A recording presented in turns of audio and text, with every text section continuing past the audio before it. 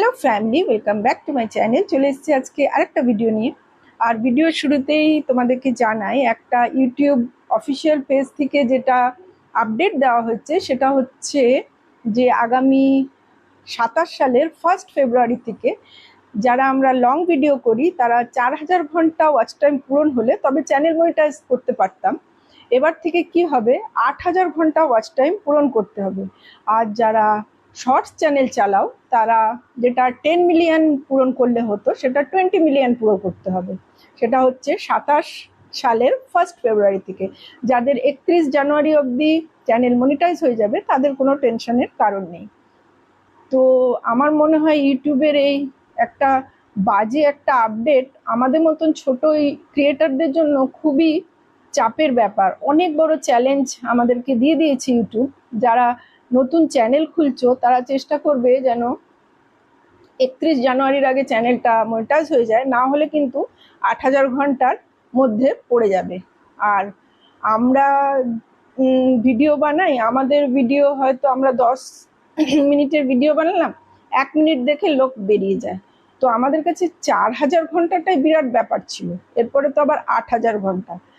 তো আমাদের মতন ক্রিয়েটারদের মনে হয় না আর বেশি দিন ইউটিউব প্ল্যাটফর্মে থাকতে দেবে বলে। হয়তো এরপরে আবার আরেকটা নতুন আপডেট নিয়ে আসবে, আবার একটা নতুন আপডেট নিয়ে আসবে। আর যারা বড় হয়ে গেছে, যারা মিলিয়ন্সে সাবস্ক্রাইবার যাদের হচ্ছে তাদের হচ্ছে, আমাদের পক্ষে তো আর সেটা পূরণ করা মনে হয় না খুব তাড়াতাড়ি সম্ভব হবে। তো যারা আর্নিং করার জন্য চ্যানেল খুলেছো তাদের মাথায় প্রচুর চাপ, অনেক খাটতে হবে, অনেক কাজ করতে হবে। আমি তো একটু শখে করি, আমরা অ্যাজ এ হাউস ওয়াইফ সারাদিন ঘরের কাজ সেরে যতটুকু সময় পাই ততটুকু সময় হয়তো একটু ভিডিও বানিয়ে নিলাম। তো লোকে ভাবে বোধহয় ইউটিউব চ্যানেল মানে প্রচুর পয়সা। বাবা, ইউটিউবে চ্যানেল আছে, তুই তো অনেক পয়সা কামাচ্ছিস। আর ইউটিউবে কাজ করতে এসে একটা কন্টেন্ট ক্রিয়েটারের যে কতটা চাপ থাকে, কিভাবে ভিডিও প্রথমে শ্যুট করা, তারপরে এডিট করা, পাবলিশ করা, নানা রকম জিনিস থাকে। তার মধ্যেও ইউটিউবের এত কমিউনিটি গাইডলাইন্স যেটাকে পূরণ করা বিরাট ব্যাপার। তো যাই হোক, যতদিন ইউটিউব থাকতে দেবে প্ল্যাটফর্মে ততদিন কাজ করব। তো এই আপডেটটা খুবই বাজে আপডেট, সেই জন্য তোমাদেরকে ভিডিও শুরু করার আগে আজকে শেয়ার করলাম। তো চলো বন্ধুরা, আমি এবার ভিডিওটা শুরু করছি, সঙ্গে থাকো, দেখতে থাকো। ভেঙে গেল নাকি? দেখি কুমড়োটা, পাতাটা সরাও। এটা ভাগ্যিস আমরা ব্যাঙ্গালোর যাওয়ার আগে গাছটা কাটিনি, কাটলে পরে এটা হচ্ছে মন্দিরে দেওয়া হবে, মায়ের মন্দিরে। কত ওয়েট হবে? 5 কিলো। 5 কিলো আরামসে। যদি উঠাতে পারবে না, দাঁড়া দেখি। এই যে এখন এই কুমড়োটা কাটা হলো। এটা আমরা ভেবেছিলাম ব্যাঙ্গালোর যাওয়ার আগে তো গাছটা কেটে দেবো, কিন্তু গাছটা ভাগ্যিস আমরা কেটে যাইনি। আর একটা দেখিয়ে দাও। এই দেখো, এখানেও একটা কুমড়ো আছে, আবার ওইদিকেও একটা আছে। এটা এখন তুলবে না তো, ওই দিকে ওখানেও একটা আছে।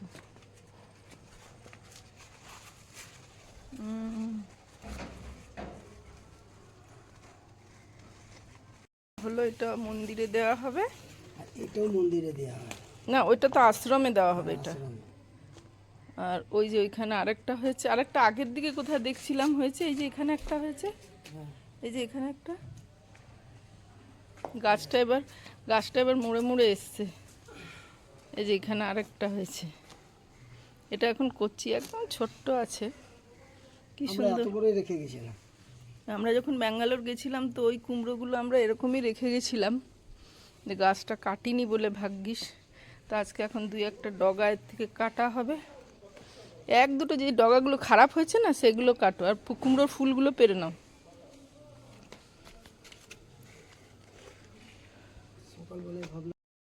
কুমড়োর ফুলগুলো তুলে নাও।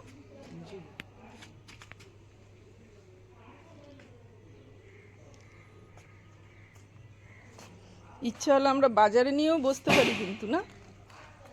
এখন দিয়ে যাও, দেবে 30 টাকা করে। বাজারে নিও, বাজারে কুমড়ো এখন 30 টাকা না 40 টাকা। বর্ষার সময় সব সবজিরই তো দাম বাড়ে। 40 টাকা করে। হুম, এখনই আমি আনবো, দেখো না 10 টাকা এক পোয়া। আমরা যেহেতু আজকে চচ্চড়ি করব, কিন্তু গাছ থেকে কাটবো না কুমড়োগুলো, আর একটু বড় হোক। এবার আমি কাটছি তাহলে। ডগা কাটবে তো কাটো, দেখো যেগুলো খারাপ ডগা, মানে যেগুলো একদম নষ্ট হয়ে গেছে সেগুলোই কাটো। এবার নতুন নতুন ছাড়বে, বুঝলে? হুম, ডগাগুলো আরেকটু আগের থেকে কাটবে নাকি? কাটবো আগে থেকে। একদমই এবারে ডগা কুমড়ো গাছটা না কমজোর হয়ে গেছে। ব্যাস আর কেটো না, নিচে আছে না দুটো ডগা, যেগুলো নষ্ট হয়ে গেছে, যে ডগাগুলো একদম কমজোর হয়ে যায় না, সেগুলো কেটে দিতে হয়। পাকা পাতাও কেটে দিই। যা, পাকা পাতাগুলো কেটে ফেলে দাও।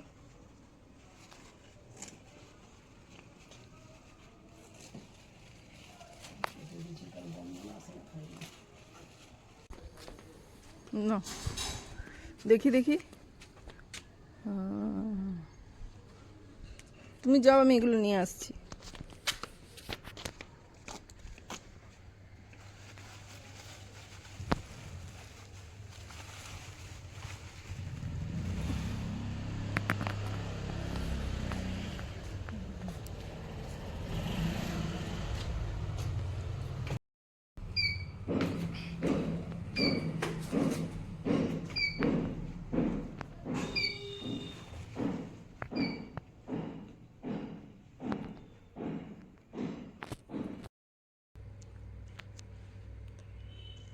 আর এই যে দেখো, গাছে কুমড়োর ডগা হয়েছে। তো কুমড়োর ডগা হয়েছে, তো আমরা যখন বাজার থেকে কিনে আনি না, তখন আমরা বুঝতে পারি যে এর মূল্য কতটা। এখন তো গাছে হয়েছে, নিজেদের বাগানে হয়েছে, তাই আমি কুমড়োর ডগার একটাও অংশ কিছু ফেলবো না। এই দেখো, এটা কেটে রেখেছি কুমড়োর ডাঁটা চচ্চড়ির জন্য, আর এটা হচ্ছে রেখে দেবো ফ্রিজে। কালকে হচ্ছে এই পাতাটা বাটা করব, কচি কচি পাতাগুলো বেছে রেখে দিলাম।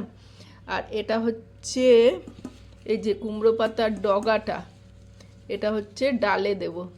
তাই আমি কুমড়োর ডগা, কুমড়ো পাতার একটাও অংশ ফেলবো না। সব যখন কিনে খাই তখন তো বুঝতে পারি যে এর মূল্য কতটা।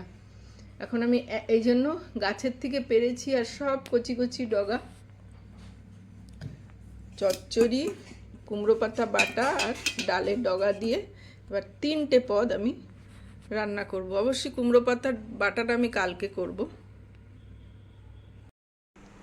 এই যে দেখো, আমি কড়াইতে মুসুরির ডালটা সেদ্ধ করেছি।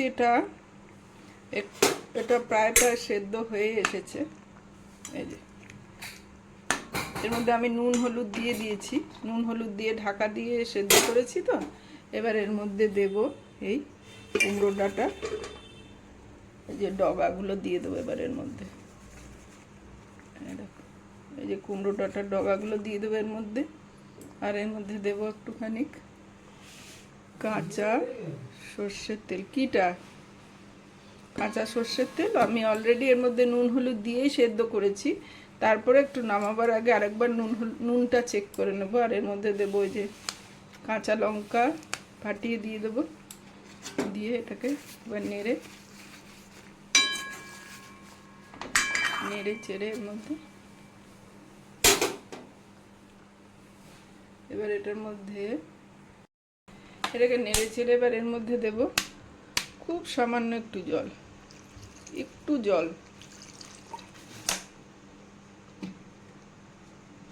এই কড়াই এই ডালটা খেতে যা টেস্ট লাগে না,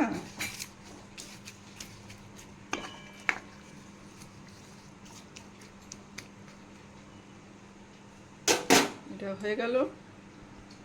এবার এর মধ্যে আমি দিয়ে দেবো একটা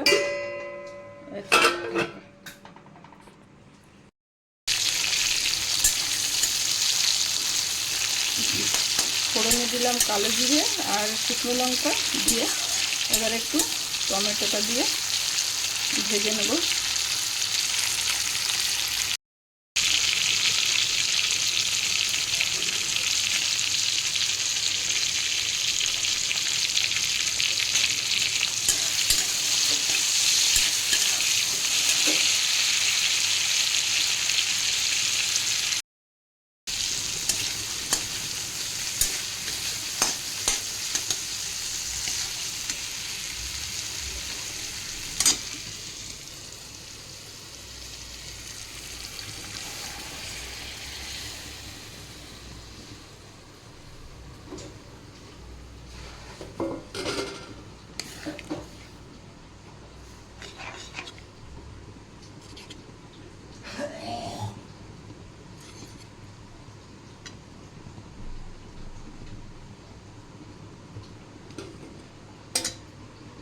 এই যে বাটিটা ধুয়ে একটু জল দিয়ে দেবো।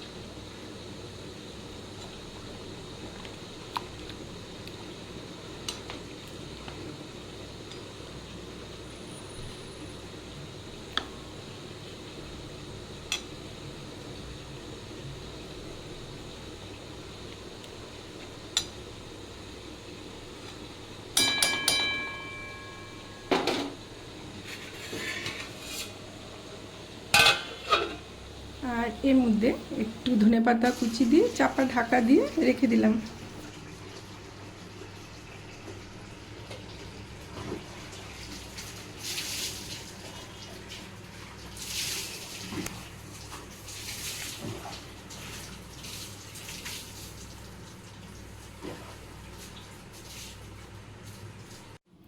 আর আজকে হচ্ছে অমাবস্যা, তাই এক বান্ধবীর বাড়িতে এসেছি পুজোতে, আমি আর মা।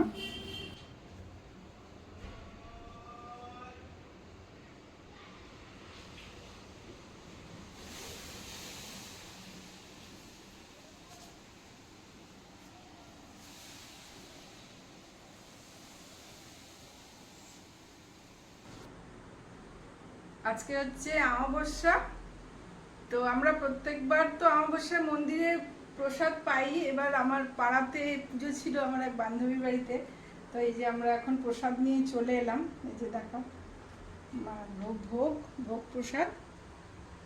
আর এছাড়া আমরা কালী মন্দিরেরও ভোগ নিয়ে এসছো না? কালী মন্দিরেরও ভোগ নিয়ে এসছো।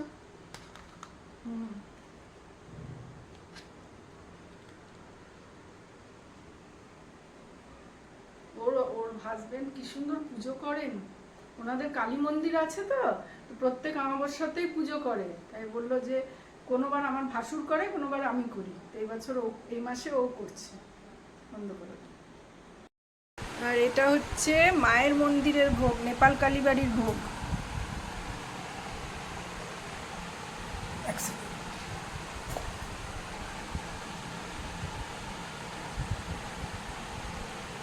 আজকে আমরা অনেক ভোগ পেয়েছি, এখানে ভোগ পেয়েছি, তারপরে এখানে।